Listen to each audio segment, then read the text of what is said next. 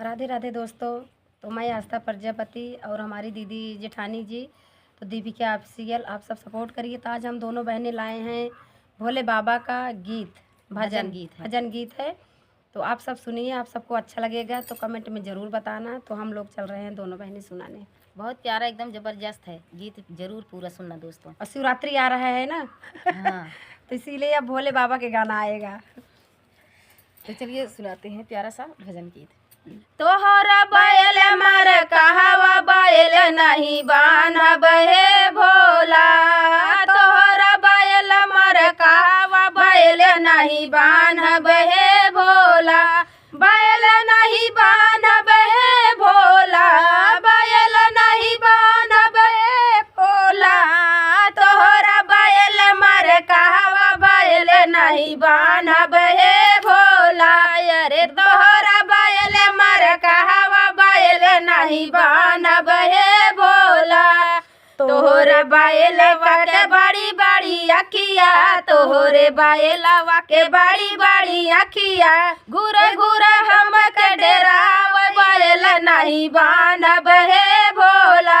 अरे घूरे घूरे हम के डेरावे बैल नहीं बान्हब हे भोला, बैल नहीं बान्हब हे भोला, बैल नहीं बान्हब हे भोला, तोहरा बैल मर कहवा बैल नहीं बान्हब हे भोला।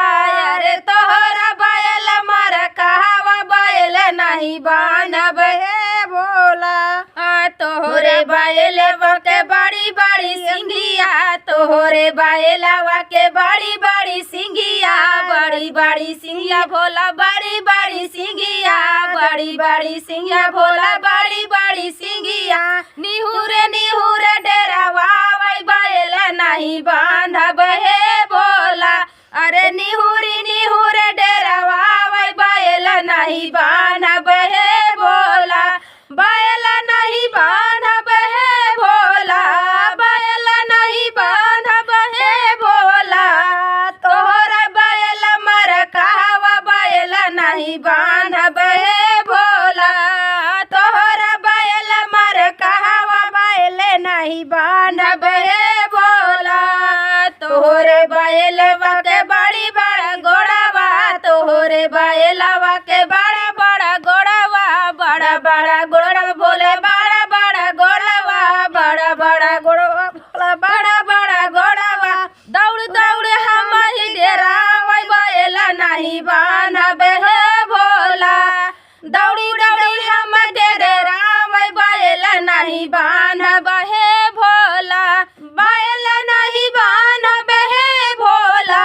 बैल नहीं बान्हब हे भोला, तोहरे बैल मर कहवा बैल नहीं बान्हब हे भोला, तोहरा बैल मर कहवा बैल नहीं बान्हब हे भोला।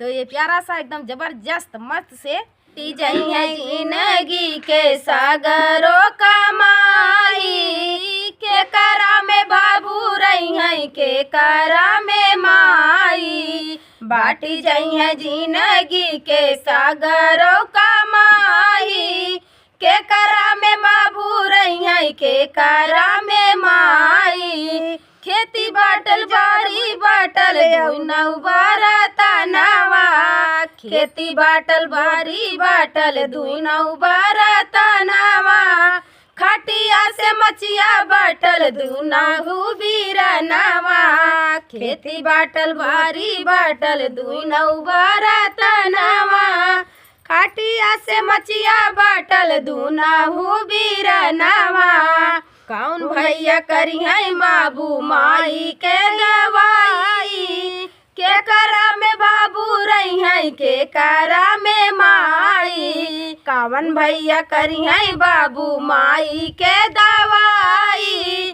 के करा में बाबू रही है, के करा में माई, बाटी जई है जिंदगी के सागरो कमाई, के करा में बाबू रही है, के करा में माई, बाटी जई है जिंदगी के सागरो कमाई, के के करा में बाबू रही है के करा में माई। खिड़की दरवाजा बटल चारा कई मसीनिया, खिड़की बाटल दरवाजा बाटल चारा कई मसीनिया।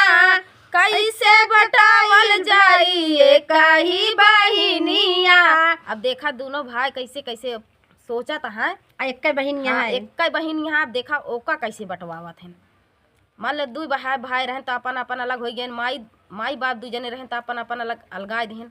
बहिन एक आप देखा ओका कैसे अलगवावत है। तो देखा तो भैया कैसे कहा था उनका बहिन न बाटा। खिड़की दरवाजा बाटल चारा कई मसीनिया, कैसे बटावल जाई एक ही बहिनिया। राखी के परबिया में सबे के बोलाई, बटी जइहे जिंदगी के सागरों कमाई। राखी के परबिया में सबे के बोलाई, के करा में माई रही है के करा में माई। बाटी जइहे जिंदगी के सागरों कमाई, के करा में बाबू रही है के करा में माई।